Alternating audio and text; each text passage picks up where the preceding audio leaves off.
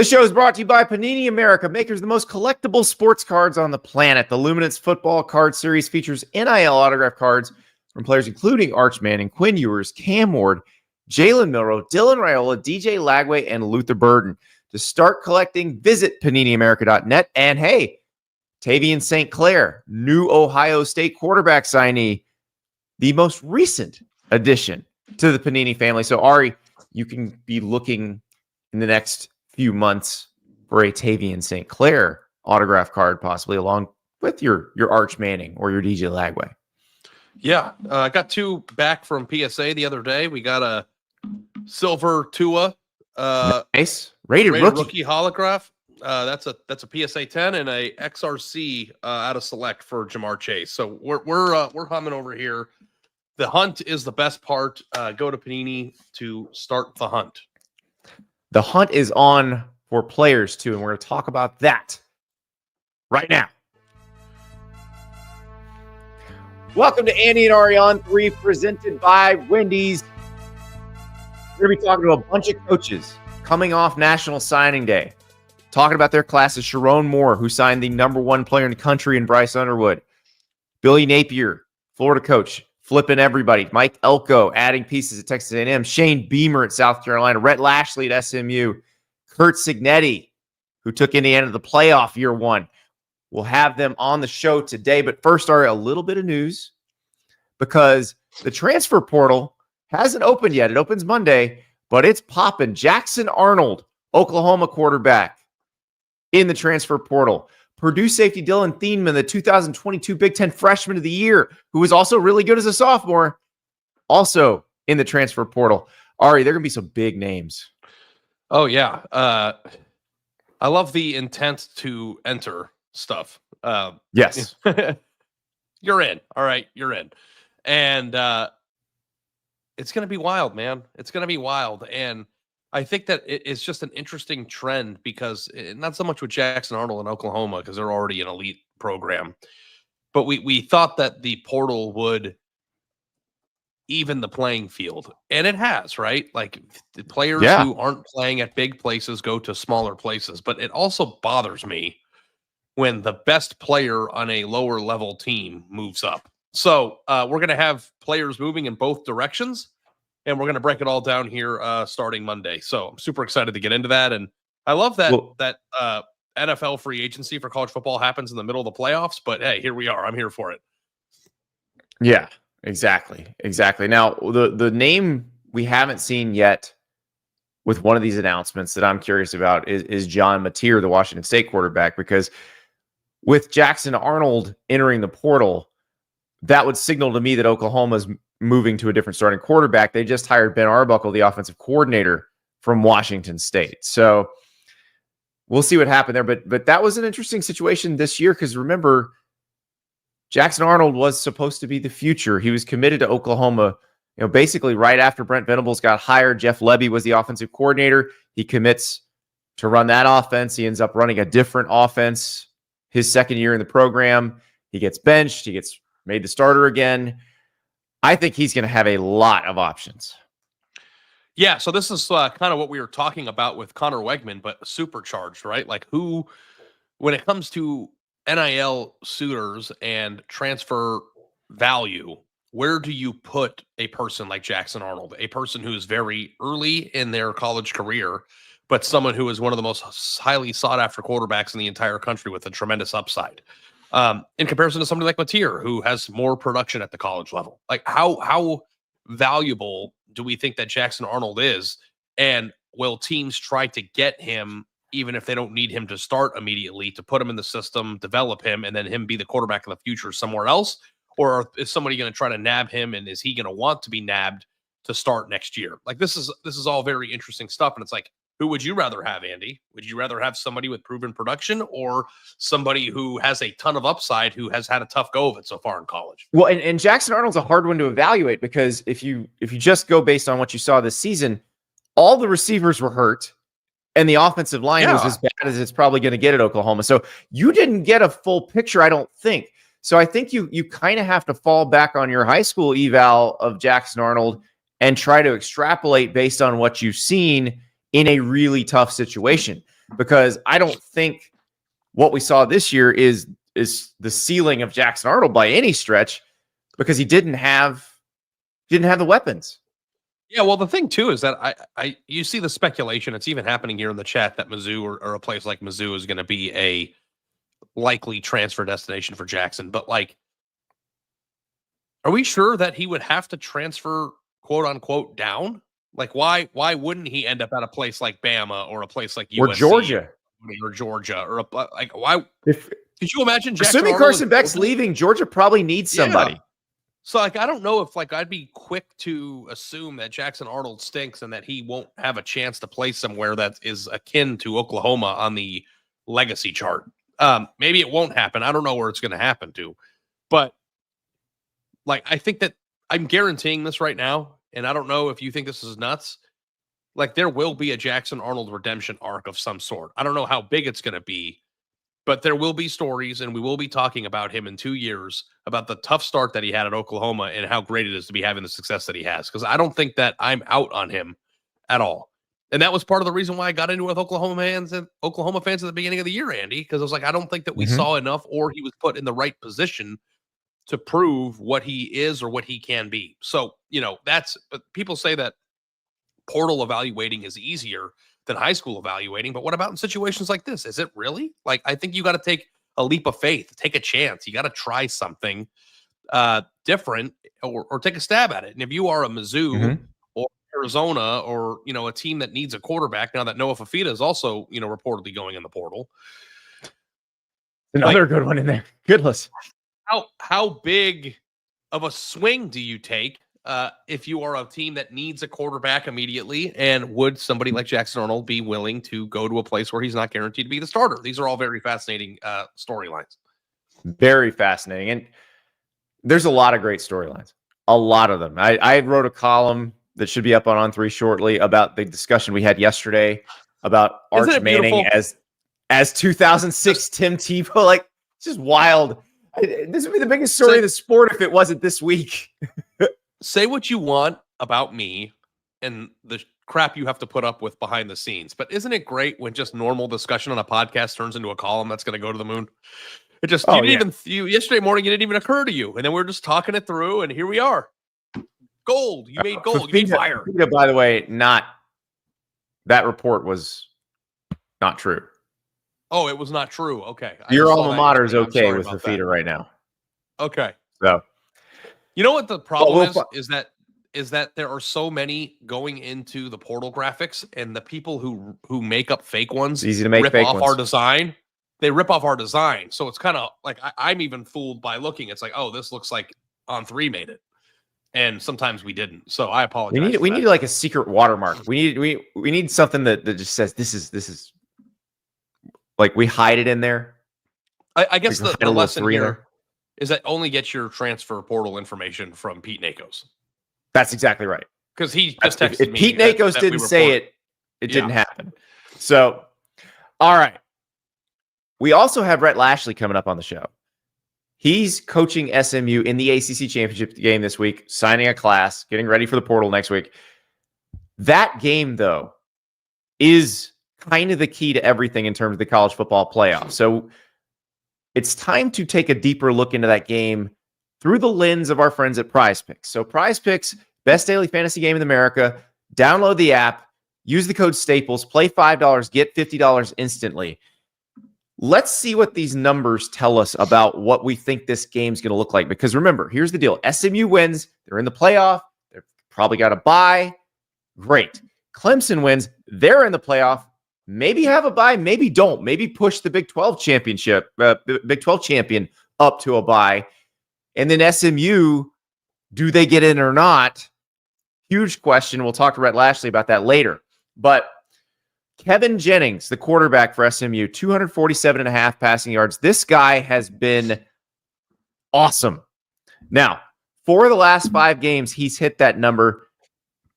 Barely under it against Cal, where I didn't think they needed to the way the game went. But I'm excited to see Kevin Jennings against this Clemson defense, because is this the best defense he's played all year? I would think so. Yeah. I would think Probably so. the most NFL players on a defense he's played all year. I would say BYU, when they played them, has a very good defense. But yeah, this is going to be so much fun. So you've got Kevin Jennings with 247.5. You've got Cade Klubnik, Crazy Legs Klubnik. He's got the Demon Square, 0.5 rushing or receiving TDs. And Ari, it seems like whenever Clemson needs something, Cade Klubnik scores a touchdown on the ground. Like 2 against South Carolina, that incredible run against Pitt at the end of the game. His legs and his arm are going to matter here.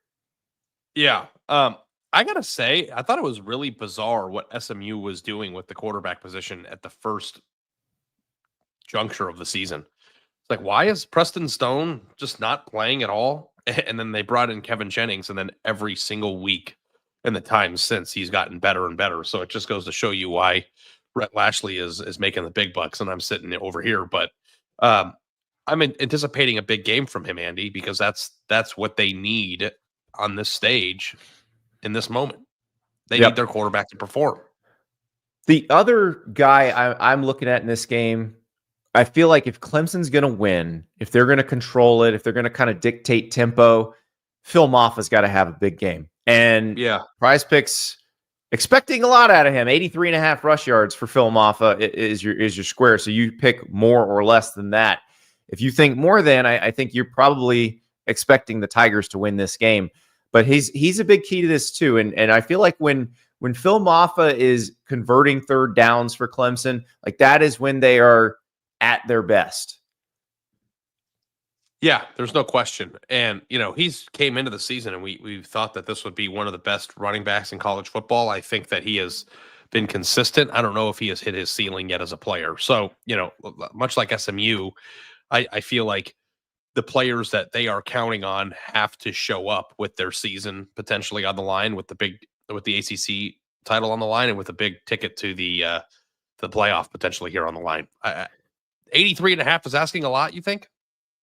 I think so. He's had some very good games, but lately he's had some games where he has not rushed for many yards. I mean, so he had 66 against South Carolina. Citadel, it didn't matter what he did. Only 17 against Pitt, and 128 against Virginia Tech, 171 in the loss to Louisville.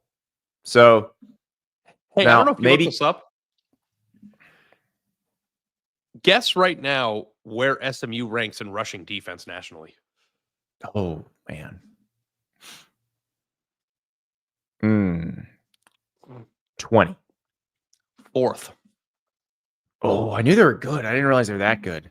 Yeah. Woo! Guess who's number 1? Clemson? Indiana. Oh, there we go. No, but SMU does have a really good running defense is why I added that. So go ahead. That is a very good thing. So as you decide whether you're going to take that film off a square or go more than or less than on it, consider those facts.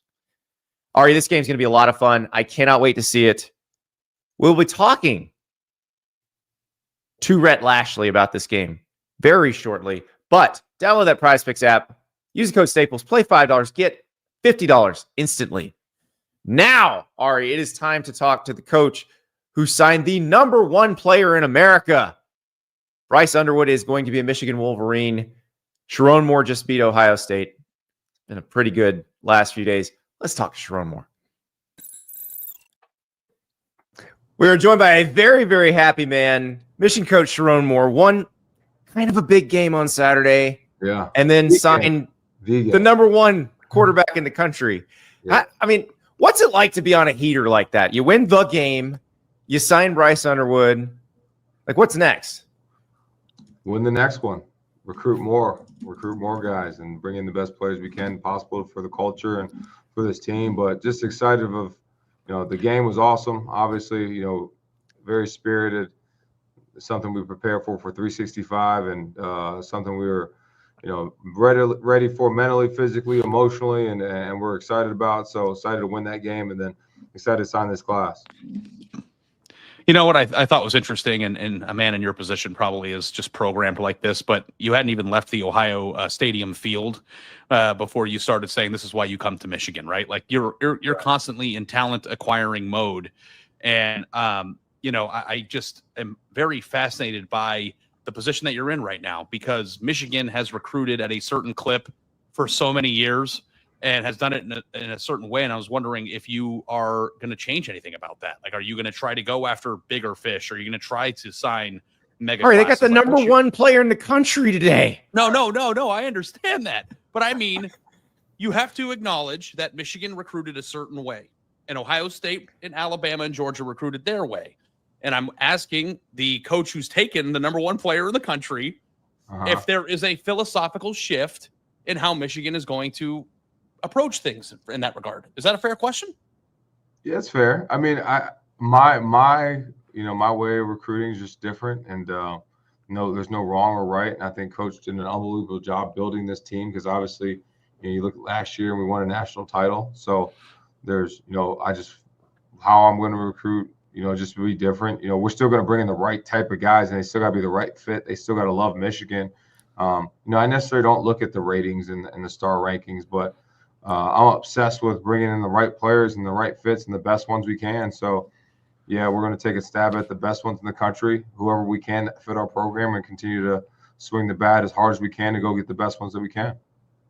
I heard you talking earlier today about Bryce in specific, because obviously he's the number one quarterback in the country, and everybody wants him, and he's got the arm and the leadership skills and all that. But you also mentioned it's also very important because he's from Michigan. How much does that matter? And to kind of project it, how much does it matter in games like the one Saturday to have guys from Michigan playing for Michigan? I mean, when you grow up in the state, you're bred and born to dislike that team heavily, and I think when you're from the state, there's a little bit more, emotion, investment in that game. And then guys that have been in the program for longer have an investment to that game, to want to go win that more than anything. And when you come in this program, that's the first thing you see. You're taught about that game, the history of that game, what it means, and we build it, practices, workouts, lifts to win that game. So, everything we've done in this process to build this team and continue to build a team is for that game and to compete for championships, and that's what we're going to continue to do. Over the years, back when we were kids even, this has always been a very emotional thing, this game, this rivalry. And some coaches have excelled in it, some haven't, on both sides. And I think a lot of times you can trace it back to how do you approach the game? How big do you make the moment? Is the moment too big for you? And you have been in two really difficult situations as the head coach of Michigan in this game, and you have succeeded in both. And I'm wondering, where do you get your confidence, your approach, your ability to coach so well in those games? Because the thing that stood out to me more than anything, Coach, about that game is that you made Ohio State play the game on your terms.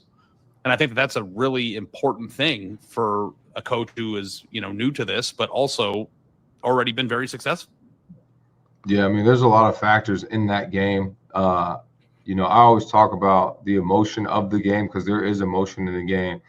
But when the game starts, it's not about emotion. It's about the execution. It's about the discipline. It's about the little things that you've worked since the spring to think about. So when we prepare for that game, when the coach is coaching that game, you're preparing for that in the spring. You're preparing for that in the winter. You're preparing for that shooting bowl prep of how you're going to prepare yourself mentally, physically, emotionally for that game.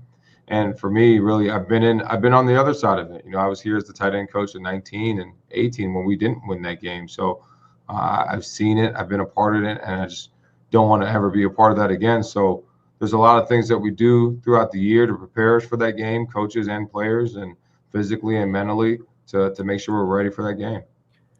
I was trying to come up with the right analogy for the past 10 months for you since you became the head coach. And the only thing I could think of is like getting dropped on a treadmill that's going 15 miles an hour and you can't slow it down. Because you came in, the coaching carousel was done. The first transfer portal window was done. And you had to just figure it all out. do you feel like it's slowing down a little bit for you in terms of now you've had a full cycle with the guys you're signing to recruit them? Now you've got, I know you have an opening for a coordinator on your staff now, but you get a chance to sit back and figure out what that is. And then you get to have a full transfer portal cycle in December to see if you can fill any holes. Yeah, I mean, I think when you first get the head coaching job anywhere, especially this place, I think of it, it's 3rd and 10 on the -2 and it's zero pressure. And like as you start to get, you start to get your feels and fingers in the ground. And I've had a lot of conversations with a lot of people I respect. Obviously Coach Harbaugh, John Harbaugh, Jack Harbaugh, Mike Tomlin, Bob Stoops, Lloyd Carr. I've reached out to a lot of guys that have done it either in this chair or at a high level. And the common thing is that, yeah, like it never stops, but it'll slow down a little bit, and you just have to do it your way. And there's no right way. The right way is the way that you do it. Just make sure you do it your way, and you have a firm plan of how you want to do it. And that plan started to be put in place.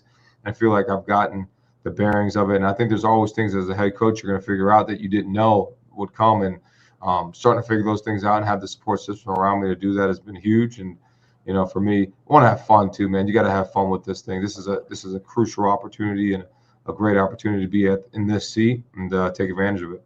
And I'm assuming that one of the more difficult things about being a coach who takes over for somebody who is now a legend is finding your own way. How do you find that, and how do you balance trying to be yourself while also doing the things that your predecessor did very well at the same time? Yeah, I think you find it while you're doing it. Like there's no, I wish you can say like, yeah, you just know. And I think guys that have been head coaches before understand it takes a little time to do that. Even when you don't want it to, you want instant gratification, but nothing in life is like that. So you got to work for it. You got to figure it out. You got to make mistakes. And this year's been great for me, of great learning, but ultimately found a process of how I want to do things and what I want to do and what I want it to look like. And one thing I knew I wanted to do is create a great recruiting base. In my first class, I wanted to have a great foundation of what we're going to do and what we're going to be. And I feel like we've done that from a staff standpoint. We've built a great class and built a great foundation. So super excited where we're going, and want to continue to build that. I know Ari's going to ask you about Bryce Underwood, but I want to ask you about one other player that you signed today, and that is Eli Owens. Yeah. Because he's quoted on our website saying they see me as a combination of Colston Loveland and Max Bredesen. Max Bredesen is your fullback, for those who don't know. Yeah. And like most guys would be like, oh, they think I'm Colston Loveland. All right. Yeah. But how much is he one of your guys because he wants to do the fullback stuff too? Oh, it's the best. I mean, you talk about a mentality of wanting to smash people's faces in. Like, that's who he is. Like, he's the ultimate like meathead, but he can catch the football. He can be finesse, but he's a physical guy. So he's a great, first of all, he's a great kid, infectious kid, infectious attitude, but a great human being, and love being around the kid. But he's been a really good player for us. Well, I guess Andy kind of told you what I'm probably going to have to ask now, right? Yeah. Can you contextualize just for us how good in your eyes Bryce Underwood is at football? I know there's a lot to discuss about how he arrived there and his interesting recruitment, but how good is he as a player in football? What do you envision his plan is in terms of bringing him along in the program? He's as good as any high school quarterback that I've seen play football, from a throwing aspect, throwing out of the pocket, dropping back. He hasn't done much under center, but wants to and can. From a running aspect, he can run it. He can do everything you want. But he's super smart. He's super intuitive. He's got great touch. He's got great, arm strength and everything you want. But he's as good as they come. And obviously it's going to take time for him to learn. And we'll have a process in place to get him prepared to play whenever he's ready. I saw that he asked you how like the indoor is open. Are you just making him his own keys right now? Yeah, I mean, everything in here is fingerprints, so we'll just have to turn the access on for him all night. There you go. This is easy. You're already set up. I've got to call in a favor here. Okay. My wife's grandmother is a huge Michigan fan. Nice. And went to Michigan and grew up in Detroit, and I think like in the 30s. I don't know how old she is. She's old, but in the most beautiful way. She just wants me to tell you that she loves you. That's all. So I Oh, just I wanted to love do her that too. for her. I love her too. That's awesome. Coach, thank you so much, and congratulations on an epic past 4 days. Yeah, appreciate it. Yeah, it's been awesome. Go Blue. That is Michigan head coach Sherrone Moore. Just signed the #1 quarterback in the country. Just beat Ohio State. Now he's looking for an offensive coordinator. Not quite as busy as this next guy, Rhett Lashlee, doing the signing day thing, preparing for the transfer portal, and his team is playing in the ACC championship game against Clemson on Saturday night. And this one is a big one because it's kind of the key to everything. And Rhett Lashlee has a lot of thoughts because SMU, if they win, they're in. If they lose, we're not entirely sure. And that could be a big problem for everybody. We are joined by one of the busiest people in college football, Rhett Lashlee, right now signing a class and also getting ready for an ACC championship game. What has the past 36 hours been for you, Rhett? Chaotic, but for good reasons, you know. So obviously an exciting day, National Signing Day, and we feel like, you know, we're probably signing the best football class in SMU history, probably around the top 30 class or so, somewhere in there. And then, you know, we're going to get ready to go compete against Clemson for an ACC championship. So a lot going on, but we're blessed. Rhett, it's a good problem to have, right? Like signing day and it coming during a week where you're preparing for a championship game's got to be terrifying, but at the same time, like the fact that you're able to do that might even feel like a privilege at this point. Yeah, I mean, absolutely. At the end of the day, the best thing you can do for recruiting is win. And there's only a handful of teams playing this week on championship week, and we get to be one of them. So those schools that are not having to stress about a championship game and we're able to just sit around today and call recruits and, you know, celebrate their signings would probably trade places with us in a heartbeat. So not just these guys that are signing today, but also the guys that you're starting to talk to for the class of 2026 and 2027. I realize being in the ACC probably helped recruiting somewhat. What has being able to compete and win in the ACC immediately done for that message? Yeah, I mean, I think we'll find out over the next 6 to 9 months, but I think it's gonna be even a bigger boost. You know, we got a boost when we started recruiting the 25 class because everybody knew we were going into the ACC. That was a fact, and they saw the building, the new end zone complex that I'm sitting in now that we were building. But we still it still wasn't really tangible and totally real till you saw us play Florida State, you know. And then to your point, now we played a full ACC schedule. We proved we belong. We could compete, and in the best way to know how, we're playing Clemson for the ACC championship game. So now the 26 and the 27 class get to really see what it looks like in our new reality. And so now we're selling less of a dream or a vision and more of reality, and I think that'll help us. Hey, Rhett, when I came to your office about a year ago, you know, after the ACC move became apparent or done, you know, we talked about your long-term vision for your program, the plan, you know, kind of making Dallas your stomping grounds in terms of like the SMU being the Miami of Dallas or of the Miami of Texas in terms of the counties and regions that you were recruiting. But I think that, you know, you probably had a expectation that it might take a few years of being in the ACC, competing in the ACC, all the things that it takes in terms of a progression. Are you surprised at all at how quickly SMU not only, you know, took to the ACC, but now, you know, making it through the first year without losing? Did it supercharge your build in terms of the timeline you might have had a year ago?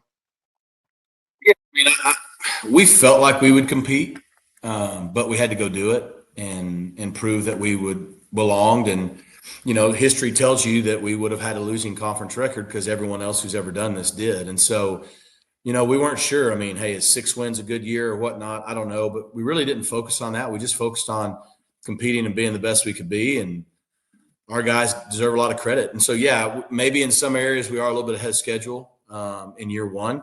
But it's going to come down to sustained success. I mean, this year's not done yet, but we've proven in a big way we belong on this stage and in this league and can compete.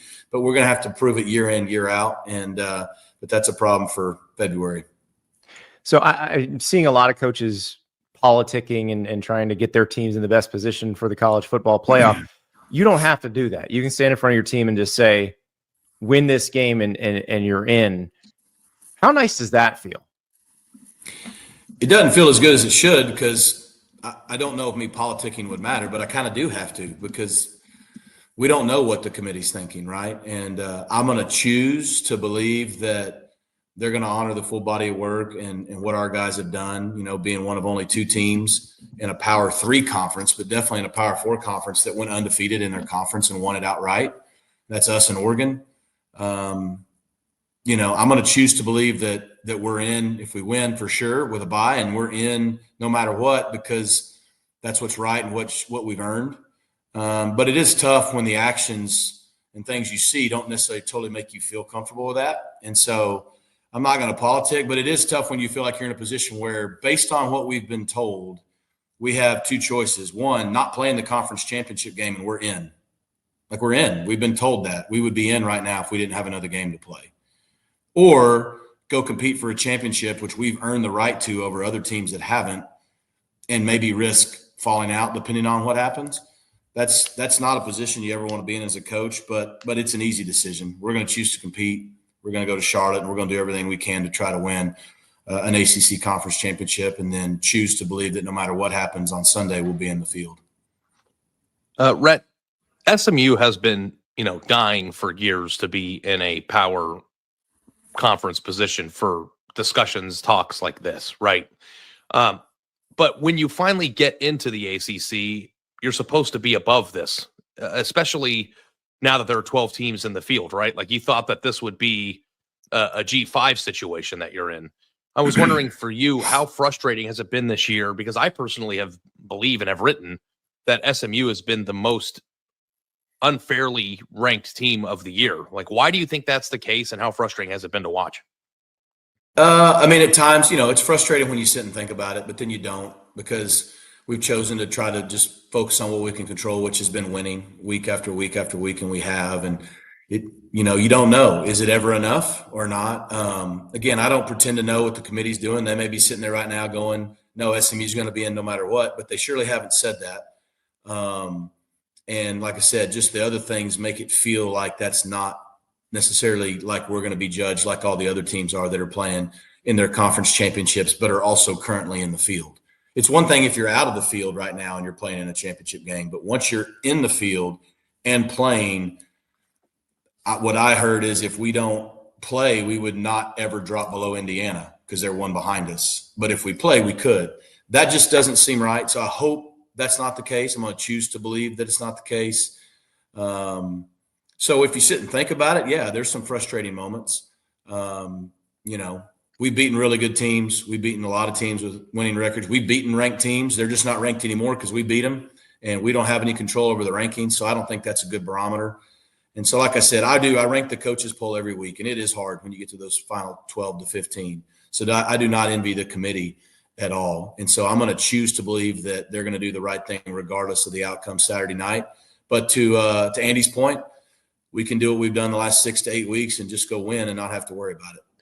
Regardless of what happens Saturday and Sunday, does there need to be a conversation between you coaches, ADs, and the commissioners about conference championship games and how they're because that's a discussion Ari and I have had a bunch over the last few days of should you be punished for playing a game you earned your way into, or should losses count differently in those games, right?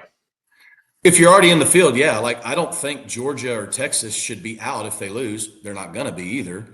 I don't think Oregon or Penn State should be out if they lose. They're not going to be because they're in the field. That same logic should apply to us, And now the Big 12 championship game is a different deal because right now neither one of those teams are in the field, And so, and if you wanted to use the same factors, they've said Boise's in.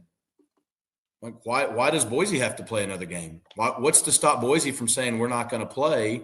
And you guys said we can't go backwards if we don't lose. So again, I think if somebody like in our situation, if that happens, whether it's this year, any year, that happens, you're going to have a pretty big uproar that's going to keep people from playing in championship games because, I believe Indiana should be in the field without question. But they finished 4th in the Big Ten, and they're in, and they don't have to play this weekend.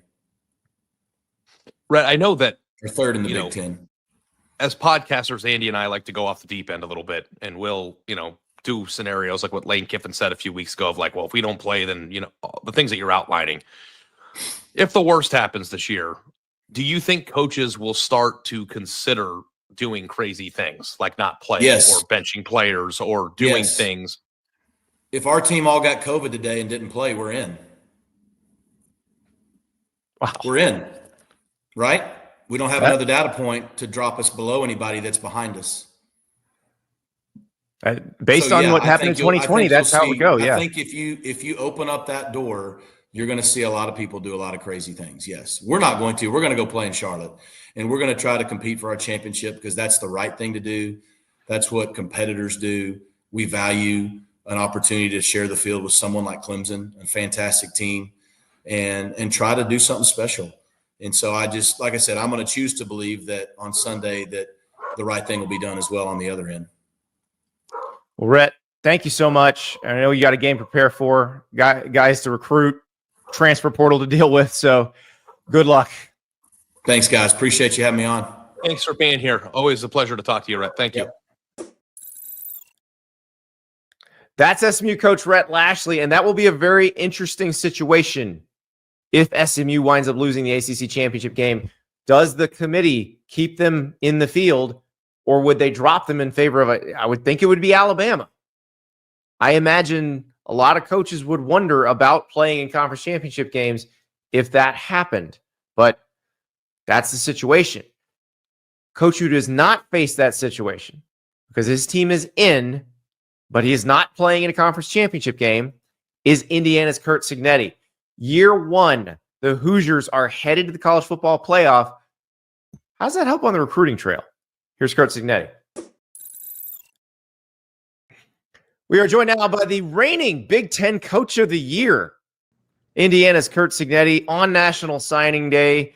And Coach, I would imagine different experience from last year when you were drinking through a fire hose trying to assemble a roster.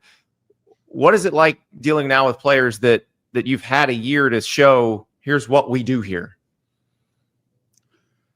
Still drinking through a fire hose. It's not that big anymore because you got signing date, the portal, retention, and then a game coming up. So, December, but every coach is going through this. So, we made it happen, and I felt confident going in. We could be a good football team, and we got on a roll. And to be honest with you, we were pretty dominant. And if you just look at our P4 games, we outscored our opposition 40-17 on average, just the P4 games. When you got there, it was, we're going to do this, we're going to do that, Google me, all the stuff. But Curt, you guys did it. Have you had a moment to just, take a step back and go, we made the playoff and enjoy it? Or is it still just too many players assigned, too many players to keep, too many goals still ahead? What's it been like to actually achieve something that people might have rolled their eyes at, 6 months ago? Yeah. Well, there was a lot of fun in the process, particularly in the locker room after the games. And then you get to go home and enjoy it a little bit. And Sunday you back up and you got another challenge ahead of you. And we've had a little bit more time to maybe sleep in an hour here since our last game and maybe reflect some. But, just making the playoffs, we're not satisfied. We got things we want to accomplish.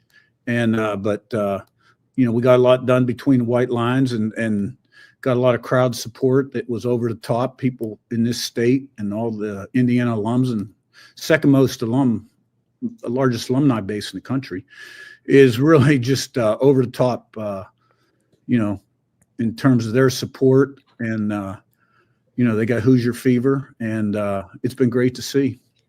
When you've been able to bring recruits in for some of these big games, like the Nebraska game or the Michigan game, what has their response been? Oh, it's been unbelievable. And, because the stadium's packed and there's thousands outside that can't get in tailgating. And, And most of those guys are, 26s because, the 25 class has been signed. And, but it's opened a lot of doors. There's no doubt about it. Curt, when you got there, I'm assuming that there was not assuming, you guys did have to, take a lot of new players. You brought some people with you. You got portal players. You mentioned this just in passing, but I think it's important. It's like Indiana, with the success that they have now, also have to focus on retention. What's it been like, with your current team and the portal opening? And, when you accomplish something, people want the players that help you accomplish that, right? I mean, it's probably a little bit of a different feeling, at this time of year than it was, when you took the job. Well, you're definitely juggling a lot of balls. But, I want our team to stay focused on the main thing right now. We've 3 practices this week, and then next week will be a little bit more like a game week once we find out who we're playing. It won't be exactly like a game week. And so, I've had a couple conversations with guys, but not many. I don't want that to be a distraction in the locker room. There's time for that. And, I think really my biggest challenge right now is keep everybody focused on the main thing, which we've done a great job of this year. And you've coached at the D2 level, at the FCS level, where there is a kind of bigger expanded playoff. You've been through this process before. You're waiting to find out who you play and where you play. What is that like? And since you've actually done it before, what advice would you give for some of the other coaches in your seat who haven't done it yet? Well, I don't think they need any advice from me. They're all there for a reason. But I look at it like this. We played our last game, and 3 weeks later, we're going to play another one. So, this week, our players will get 2 days of weights, and we'll have a light practice today and 2 short practices the next 2 days, and then find out who we play and then start preparing. But we're still going to have to balance, portal evaluation, official visits, and that kind of stuff with our preparation. That's what's going to be different than last year.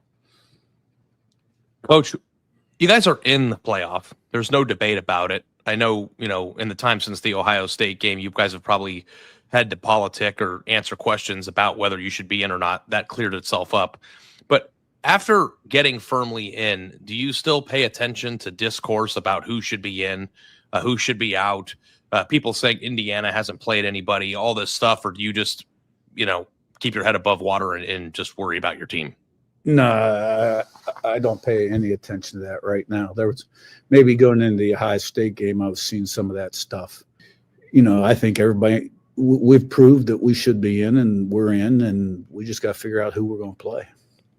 Now, I know we keep bouncing back and forth, but I feel like that's kind of probably what you have to do all day these days with practice, recruiting, portal. But I'm curious, you had such success taking from the transfer portal for this team.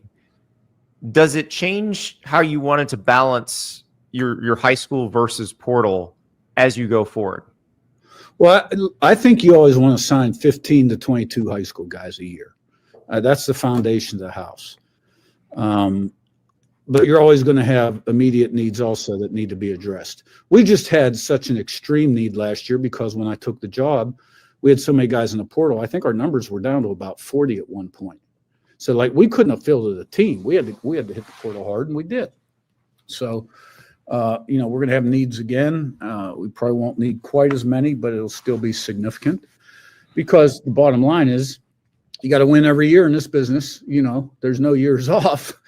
And my job is to put the best team together I can. So, all about recruiting development. And it's a big part of it. This has been an amazing year for Indiana and, still games to be played. But if there's one thing I've probably learned about you here in the last 6 months is that this isn't going to, fill up the accomplishment tank for you, that you're going to want more, you're going to want bigger, stronger, better, consistency. And I'm wondering, because you might have had success at a level that maybe was faster than most people or even yourself would have anticipated, if this has changed your route, your roster strategy, or anything as it pertains to, maintaining the success that you've had. Like, is how you are going to go about this offseason different than you might have thought it would be two months ago? No, I really no is the answer to that question, because I think every coach in the country is trying to get the best players available for them, right? We all do that. And it's just a matter of who you can get. But they have to fit your program too. Now there's a profile and that coaches look for, and it's probably a little different from program to program. I mean, I put a lot of value in, guys' character and habits and past production when we're talking about the portal. I was a recruiting coordinator for about 20 years also in my career as well as a coach. So the high school recruiting is really important. But those guys are young. They come in, they take time to develop. And, we're a team because of the situation, the roster situation I inherited. It's going to have some immediate needs next year that need to be addressed. Now, I've got a good core group of players returning. They're good players. But, to make us the best we're going to be, we're going to have to be in the portal some. Well, Coach, good luck with the recruits, the 26 recruits, the portal guys, and this next huge game that you're going to find out where and who on Sunday. I appreciate it, guys. Always a pleasure. Thanks so much for being here. We know you got a lot on your plate, and it's been a pleasure to watch you guys and looking forward to doing so into the playoff. Thanks. We'll talk again. On Sunday, Curt Cignetti and the Hoosiers will find out who they are playing in the college football playoff. I don't think there will be a watch party in Columbia, South Carolina, because it seems like the College Football Playoff Selection Committee has told us that South Carolina is probably out, even though at 9-3, winners of 6 in a row, they are one of the hottest teams in the country. They're probably the team that nobody would want to play right now. But unfortunately for them, it looks like the committee is going to leave them out. Undeterred, though, Coach Shane Beamer, he is trying to grab more talent for next year. He's got a lot of guys coming back. Remember, Dylan Stewart was only a freshman this season. Lenora Sellers was a redshirt freshman. This is going to be a loaded team next year, especially if Shane Beamer gets busy in the portal. And who knows, some of these freshmen that they're bringing in on signing day might play immediately like the ones who played immediately this year. Here is South Carolina Gamecocks coach Shane Beamer. We are joined by South Carolina coach Shane Beamer signing another big class. Shane, we were here a year ago, and I was asking you about signing Dylan Stewart and Josiah, your left tackle. Well, he's now your left tackle. He was your 5-star recruit at the time. When we were talking then, did you envision those two having the kind of season that they had, making that instant impact? I knew they'd have an opportunity. First of all, thanks for having me on. I knew they would have an opportunity to make an impact, to come in and do what they did and do it. I don't want to say easily, because it's not easy playing in the SEC, but to adjust to SEC football as seamlessly as they did, that maybe surprised me a little bit, but it just goes back to the, kind of young men they are and their development and what they did when they got here. And then the other thing too is, like a lot of kids do nowadays, they were here in January. They went through spring practice with us, whereas the year before we started 5 true freshmen back in 2023, and 3 of those guys didn't even get here until June before the season. So that really aided their development also. But credit to them, they've been fantastic. Shane, also, too, one of the best young quarterbacks in college football. You guys really found your stride here at the second half of the season. What clicked for Lenoris? What clicked for your team? And how did you guys make the run that you did?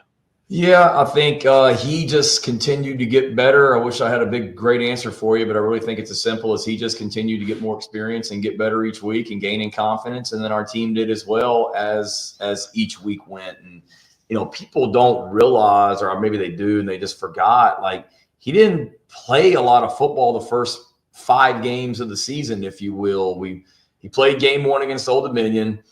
He played against Kentucky, but he missed time in the Kentucky game with an injury where he got knocked out for part of the second quarter, I believe. Third game was LSU. He didn't play the whole second half because of injury. Fourth game was Akron. He didn't play at all because of an injury. And then really his first SEC game that he played from start to finish was the 5th game of the season against Ole Miss. And you look at what he did from that game on through the rest of the season, he just continued to improve. And we played cleaner football as a team, but he, along with the other true freshmen that we started, I mean, we started, you just alluded to Josiah and Dylan. They started as true freshmen. We started Mazio Bennett, a wide receiver, as a true freshman. We started Mike Smith, a tight end from Savannah, as a true freshman. So a lot of these freshmen just got experience. And I said at the beginning of the season that we would be playing our best football at the end of the year, and that we'd be a different team at the end of the season than we were at the beginning. And that absolutely manifested itself. When you're recruiting this class that you signed today, you know, when you're talking to Xavion Hardy or to Malik Clark or Jaquavius Dodd, is that what you're selling them on? That look at what you can do when you get here, because these guys can do it.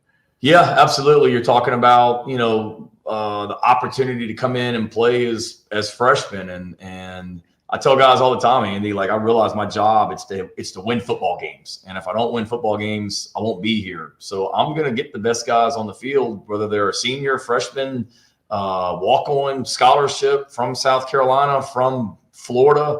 The best guys that give us the best opportunity to win football games are the ones that are going to be out there. And they see that we mean that. And so certainly they know they'll have the opportunity if they come in and earn it. Two, let's be real, there's a lot of excitement and energy about South Carolina football right now. This is a place that a lot of people want to be at. And there were a lot of kids, young men that signed elsewhere today that reached out to us in the last week about wanting to come here, and we just didn't have a spot.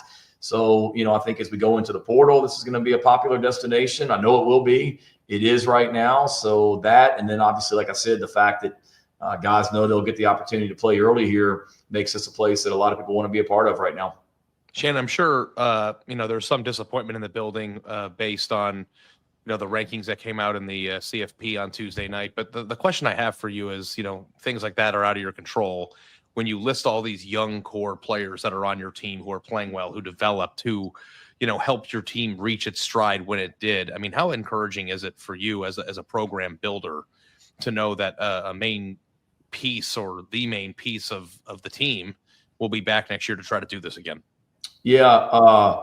First of all, some of those pictures y'all keep showing are awesome. Like, I haven't seen some of those, so keep them coming, man. Wherever you get that, I like it. We love the cocky pictures. All the 2000 for people who've never been to Williams-Brice Stadium, the 2001 intro is one of the best in college football. And when they play Sandstorm, no, that's another thing that aided our development this year, or aided our success that we're having today, is all the, you know, recruits that were at our home games this season. I mean, we sold out every home game, and whether we were playing a Sun Belt team or a MAC team or a Southern Conference team, we sold it out, and that went a long way. But yes, absolutely. And when you look, you know, I hate it for our seniors that won't be back next year, that they don't get the opportunity, it appears, to go play in the playoff based on what we heard last night, which is disappointment is an understatement on that one.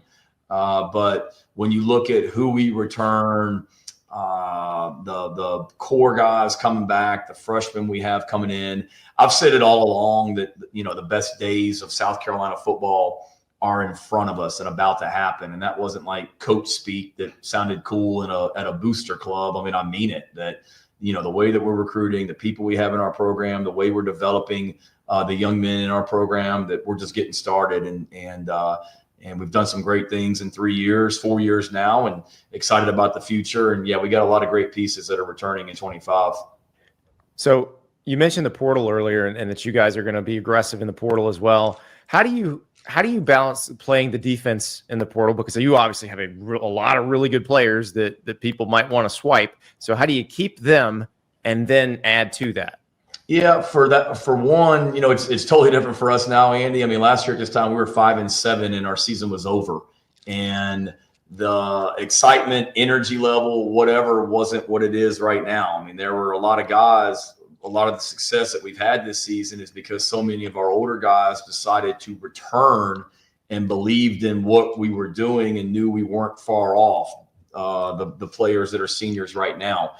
And then This year it's different in that, guys know what we have coming back, and they know what's in front of us potentially in 25. So, there have been some guys that have left our program because they have the opportunity to go somewhere else and play. And I told them, I want every player in our program to have a good college experience. And if they get the opportunity to go somewhere else and play a little bit more than they're playing here, I'll help them and wish them well. And I've had some of those happen already, and I'm sure there'll be some more before the end of the month. But at the same time, we got a lot of guys that want to be here, and it's a different feeling. This year, we got players on other college teams reaching out to our current players about wanting to come here and play, be a part of what we're doing as well. And that's a little bit different than what it was last year. There's no question about it. But as far as our own roster, I mean, we just, we don't try and have to feel like we have to re-recruit them or anything. It's more just, do what we say that we're going to do in the recruiting process, treat them right when we get here, not change once they sign, and make this a program that guys want to be a part of because they can accomplish all their goals on and off the field. As the construction of the South Carolina program continues under your leadership, Coach, was wondering, the rules during your time too have been changing. The way that teams have to assemble their roster has been changing. The whole idea of having to play defense for players on your team is new.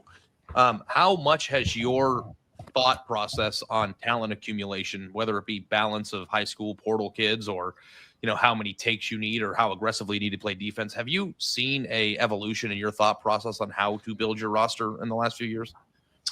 Yeah, great question. It's certainly changed.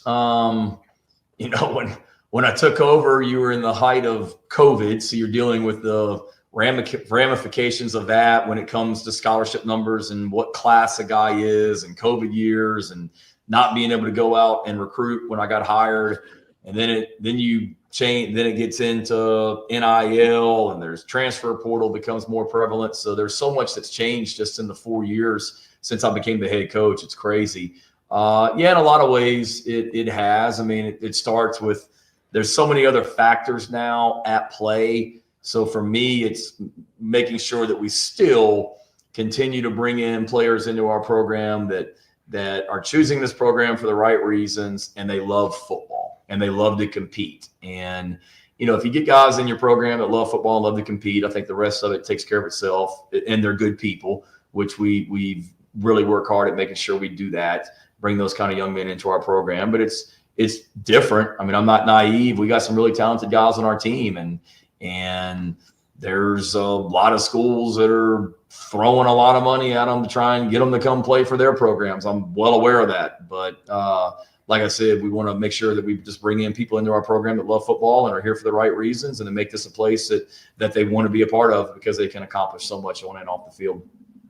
How much does it help you sell either to guys who are in high school or that you're maybe recruiting out of the portal, like a person like Nick Emenwari? And I realize that COVID probably kept him a little under the radar during his recruitment, but a local guy who comes to you, blossoms into a superstar. He's got a choice to make after this season of being, maybe a first rounder or coming back.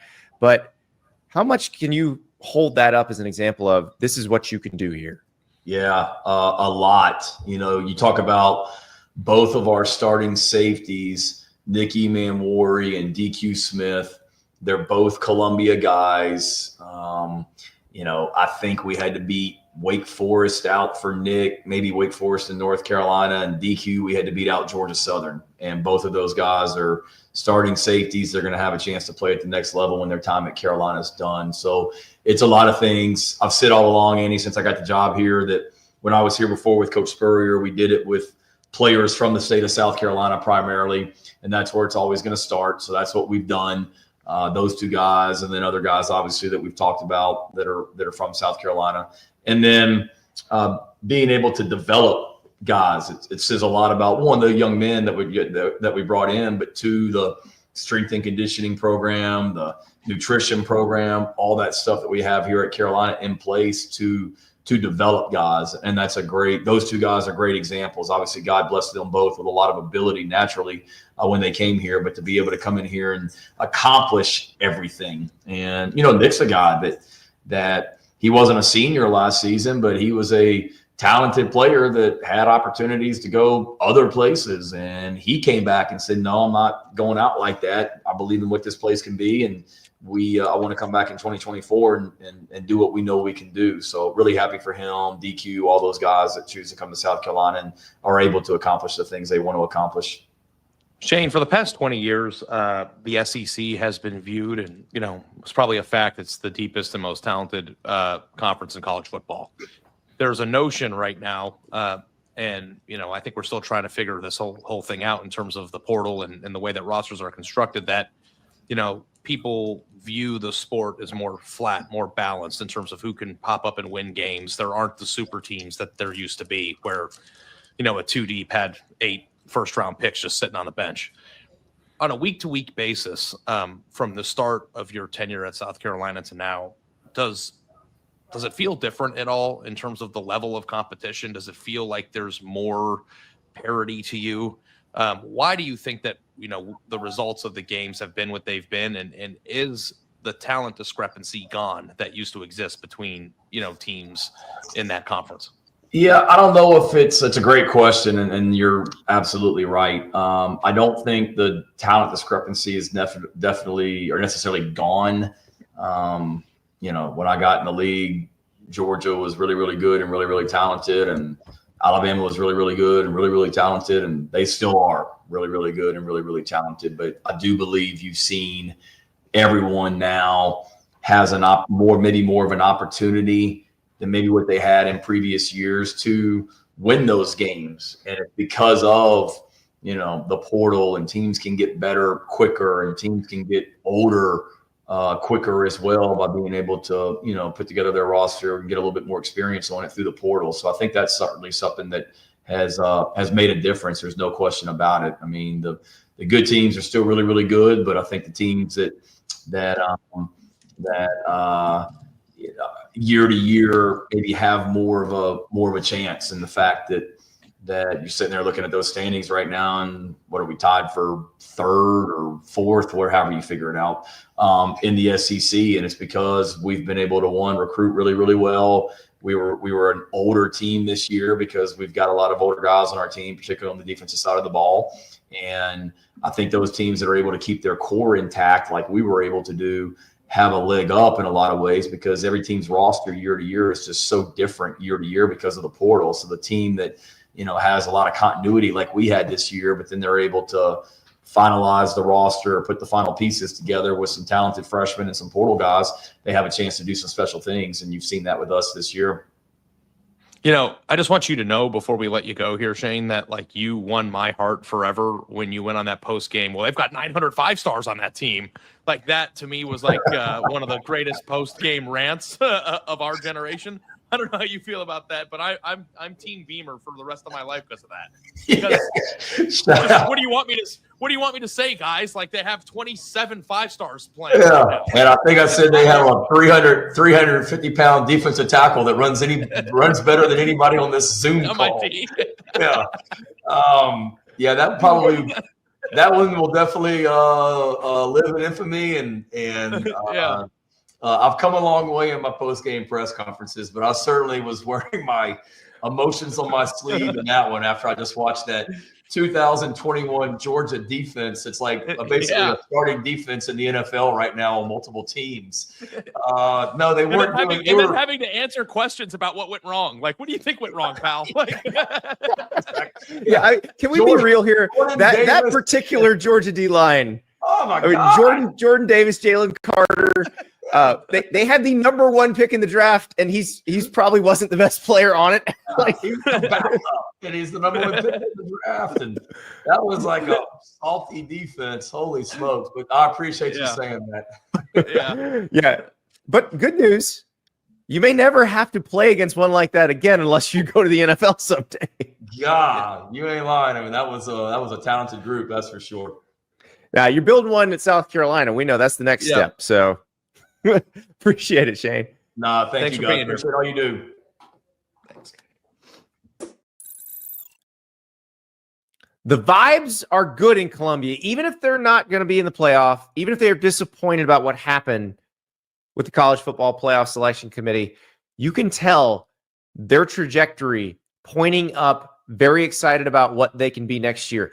Another place where they're excited about what they can be next year is Gainesville, Florida, which 2 months ago, you wouldn't have thought that. You would have thought there will be a coaching change.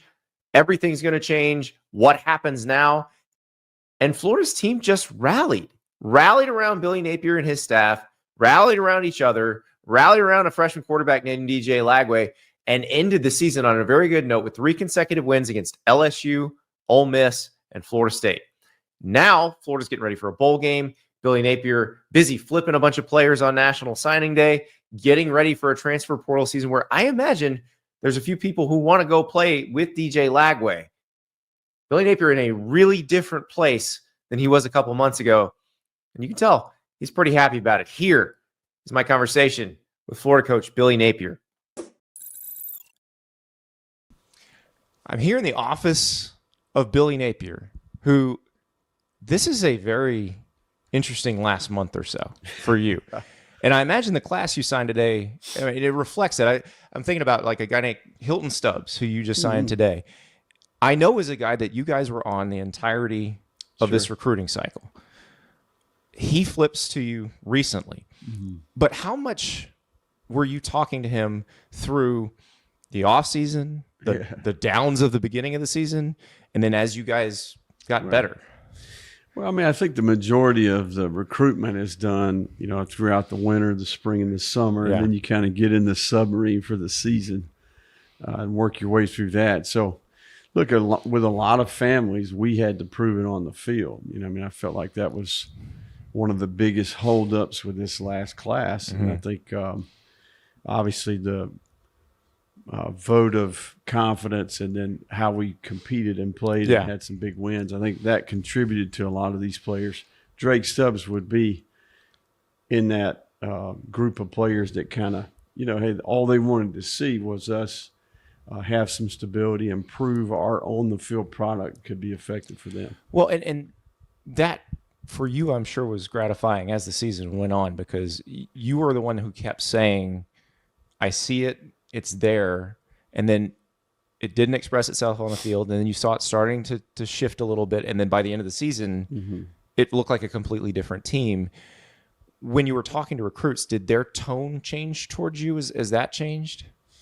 Yeah, I mean, I think ultimately we just finished second on a lot of guys, you know, that ultimately probably if we had stability, if we had played really well, if the brand of football, the quality of the football looked like a competitive contender, I think they would already been Gators, you know. So obviously we anticipated playing really well. So we stayed in touch with all those guys that we felt like we were close on, and we were able to go back in there in the final month or so. And a lot of those guys joined our team.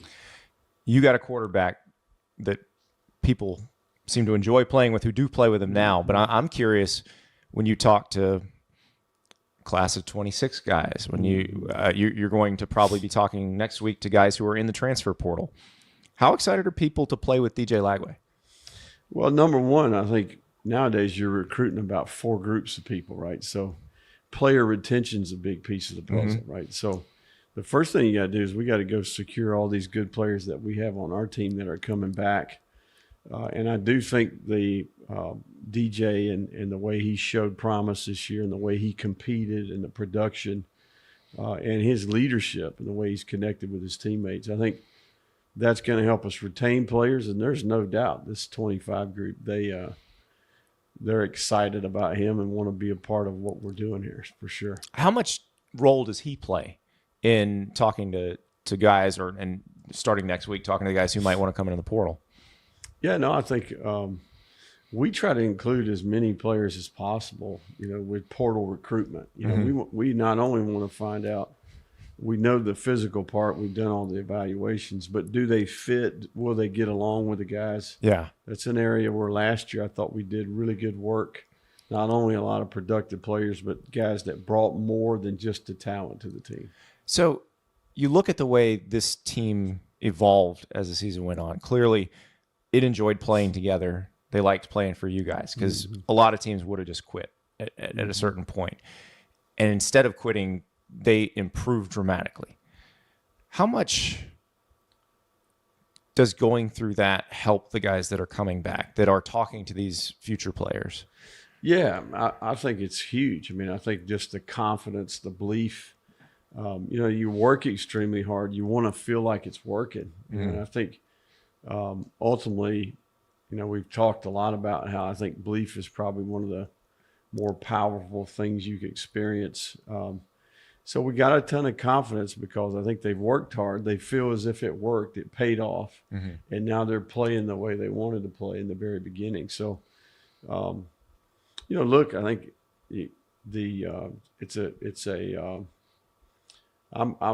I couldn't be more complimentary of our players relative to how they handled that. I think what you're saying is true, and I think that it gives us a ton of confidence heading into next year. Because that's what I feel like, that locker room after the Ole Miss game or after the LSU game, that would be probably where, if someone's trying to decide if they want to join up with you, that would be where they go, okay, maybe this is who I want to hitch my wagon to. Yeah, we've worked hard on the player experience here. And every one of these guys that we've recruited, we've pitched hey, you got to be up for the challenge. We have work to do to get Florida back to where it's been before. This is how we're going to do it. We're in the middle of that journey. You can be a part of that. And so I think that they came here understanding it would be a challenge. There would be good days and bad days. And I think they're tough-minded, and they came here with a vision of doing what we're trying to do. So when you talk to these guys that are coming back, when you talk to these guys that are coming in, what do you tell them about taking the next step? Because obviously it was very promising the way the season ended, but you would probably like to do that the whole season next year. Yeah, no, I think I think it starts with accountability at the player level, right? Their approach to how they prepare. There's an element to learning how to win. I think that we understand what winning football looks like, and then we learn how to go do that. It's one thing to prepare all week, and then once the ball gets spotted, then it becomes about doing it in the moment. And I think that they learned as competitors how to be in the moment, and obviously they learned how to win. So you signed this class today. Monday the portal opens. That's another different kind of recruiting. Has your philosophy toward that changed during your time here at Florida? I think what we've learned is that you got multiple opportunities to add players to your team. When we initially got here, it was all very new, and maybe we lacked resources to be competitive or be aggressive. And I think as we built our system and we've acquired the resources now, it's just really about, okay, what do we need? I think we never compromise the evaluation. They got to pass that part. They've got to fit from a cultural standpoint. And then, we may have some attrition. Yeah. And we may miss out on a couple of high school players. And then we see where we're at today. We see how many of these guys we can retain. And then we have the resources and the ability to go recruit and plug in the needs that we have. So we'll be very strategic about that, and we're fortunate that we have the resources to go get it done. And that's probably frees you up, imagine, when you decide, okay, let's go get this guy. Well, one of the things it does, if you got resources to replace, then people say I'm an old school guy, but I think nowadays we should have high expectations. We should be very demanding. There should be a high level of accountability. It's his boss. Yeah. And I think Scott Strickland just joining us briefly. Part of the equation is, now you can focus on culture. You can focus on the football part and really develop these guys at a high level. So I think that, these guys are basically employees now to some degree. So it's their first job. And while they're playing football, we want to create an environment here where we teach values, they get their education, and ultimately they're using football, and they're well-rounded, they're equipped, and they're educated for the future. My first job was at a furniture store, working in the back, smashing boxes for a guy who had an eye patch. So the first job working for you is a lot better. Billy, your boss is here. I think you probably got to give a signing day report. So thank you. Appreciate it. Absolutely. Thank you.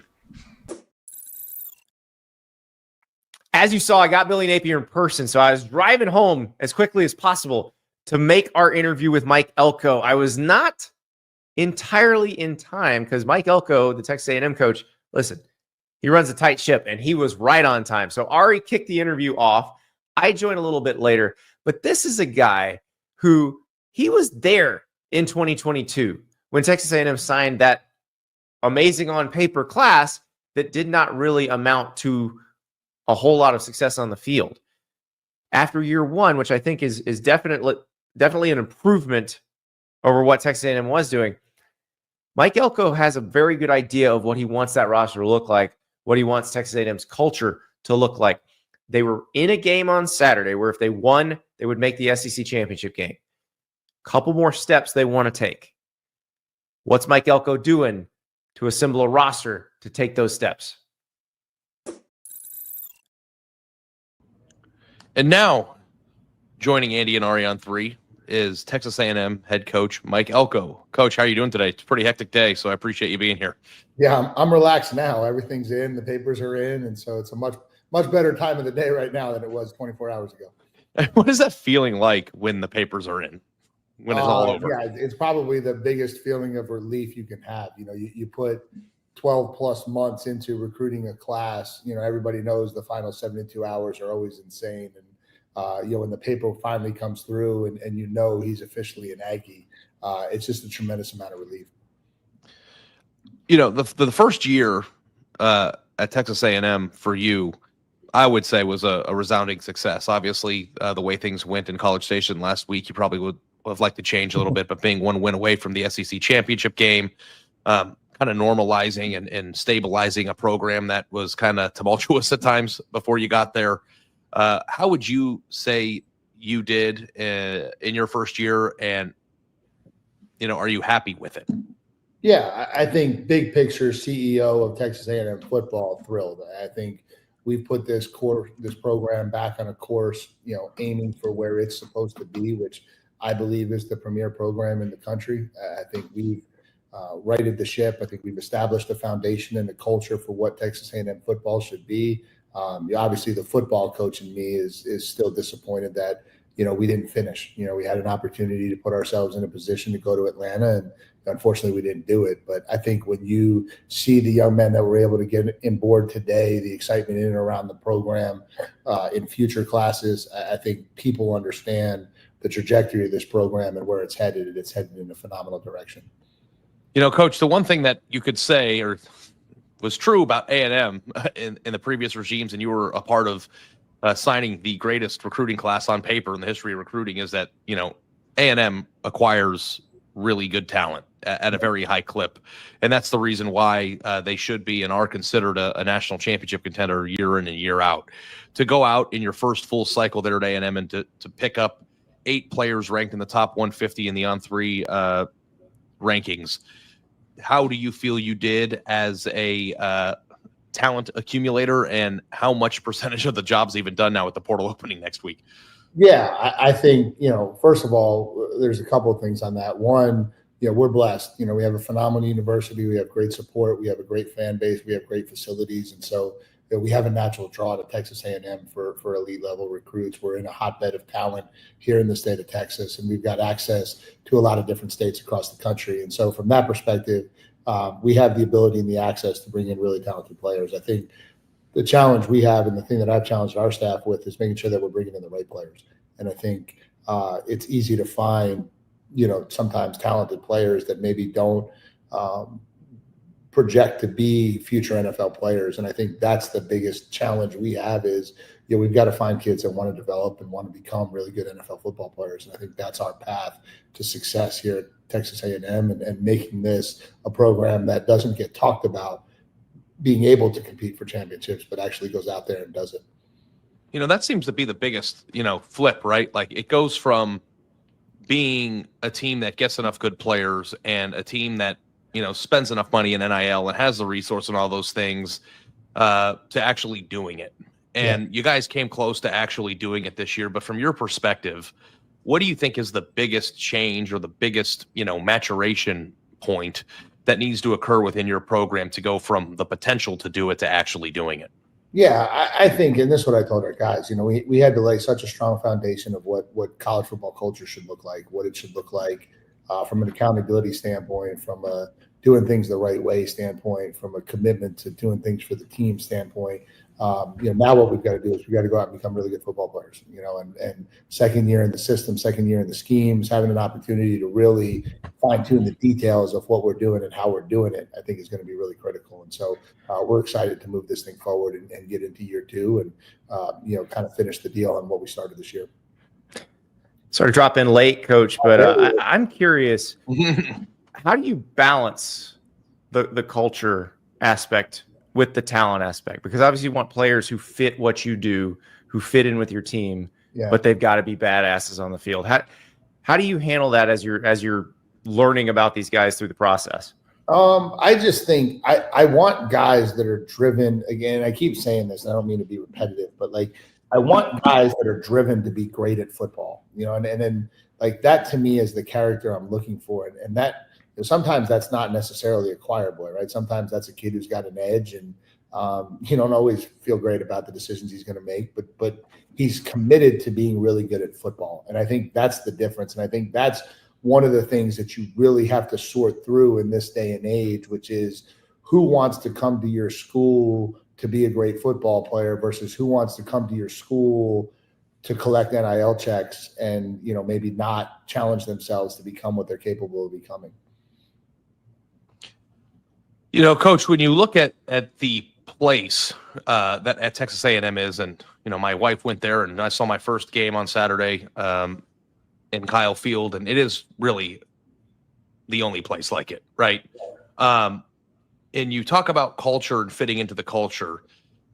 Do the players that you're going after have to illustrate or have to be a certain way to fit into that culture before you take them?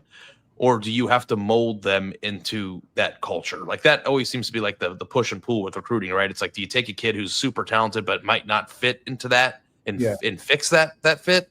Or do you need to have that fit from the beginning?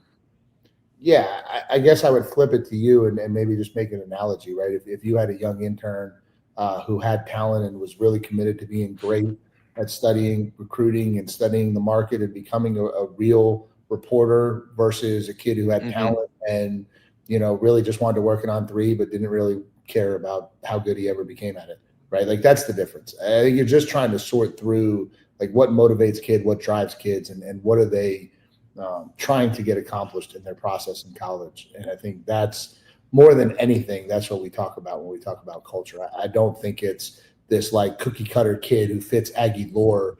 I think all of that just kind of grows over time. I think it's who is committed to becoming really good in life, right? And in some way. And that shows itself differently for 17-year-olds, right? Not all of them are completely ready, but I do think you can see the ones who aren't.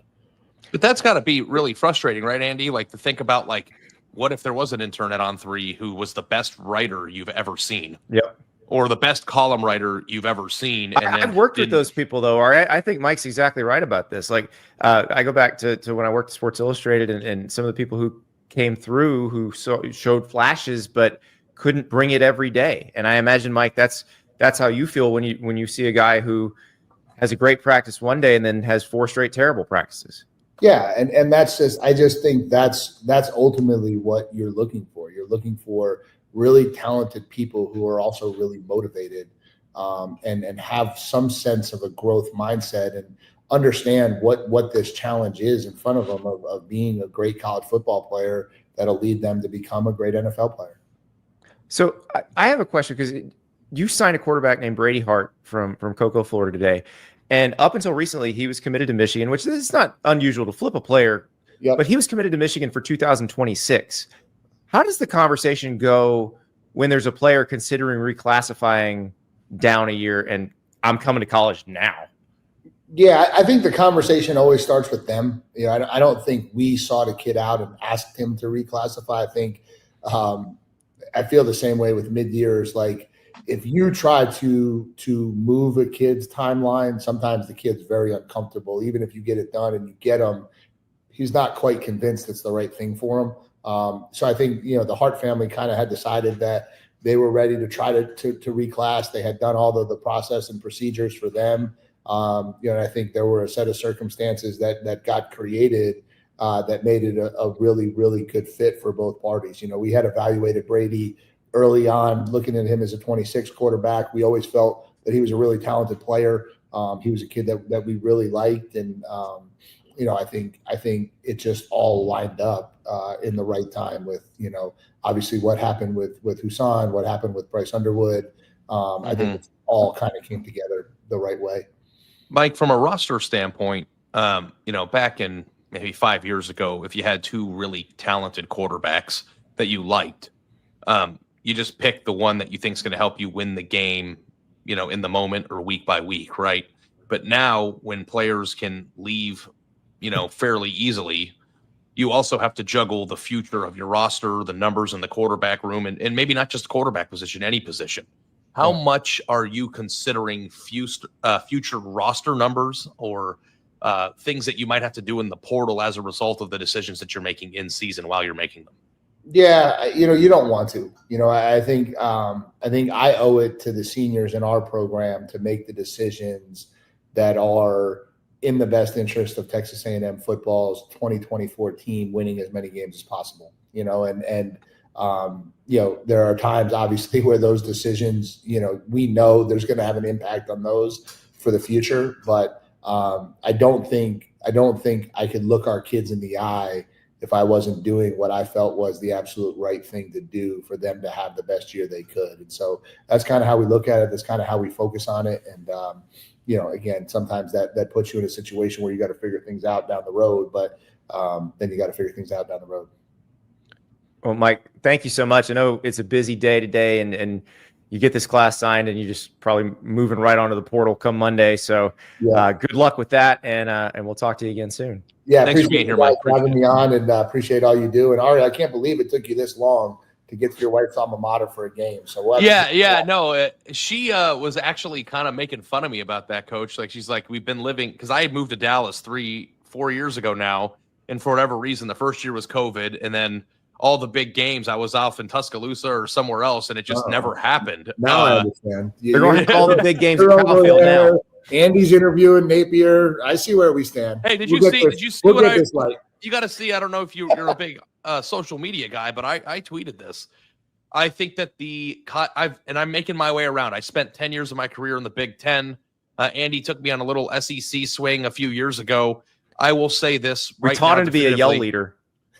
We did, yeah. We taught about to be a yell leader. I wrote a story for the front page of the New York Times about Sam Saul as a walk-on. You have I love Kyle Field. Good. Like, it's my favorite stadium that I've seen so far. Now I've got some places I've got to go still, yeah. So I'm not going to give you the crown just yet. But that was insane. I'm working hard to convert a few more media members to become Aggies. So you might be the. All right, give him a whoop. Whoop. All right, guys. Thank you. Appreciate you. Yep. Appreciate it, Mike. Thank you. That was an incredibly fun day. Thank you to Sherrone Moore, Rhett Lashlee, Curt Cignetti, Shane Beamer, Billy Napier, Mike Elko for joining us, for giving us some time. This is a very, very busy time for all these guys, so we appreciate their time and the great sports information staffs for helping make those interviews happen. That was a lot of fun. We're going to have a lot more interviews like that as the off season comes. We've been dealing with so much news, so much stuff during the season, but we'll have a lot more interviews like that in the off season. We'll get a chance to have some fun with these coaches, but I think there's a few guys that we talked to that they are in really good shape going into next season as they sign a class on Wednesday, as they get ready for the transfer portal to open. But these coaches we talked to today, the arrow's pointing up on all their programs, and they're pretty excited. So arrow's pointing up for all of us, though, because we get one more beautiful weekend of college football before the postseason begins. This is, I guess, officially the postseason now with the championship games, but we will determine who plays in the college football playoff. We'll find that out on Sunday. We got games Friday and Saturday. The Mountain West Championship game, Boise State and UNLV on Friday, that will help determine the field. Then you got the Big 12 championship game, SEC, Big 10, and the ACC championship game, which, as we learned from Rhett Lashlee, Key to it all. It's going to be so much fun. And of course, Ari and I will be here to break it down for you. We will talk to you after the games on Saturday.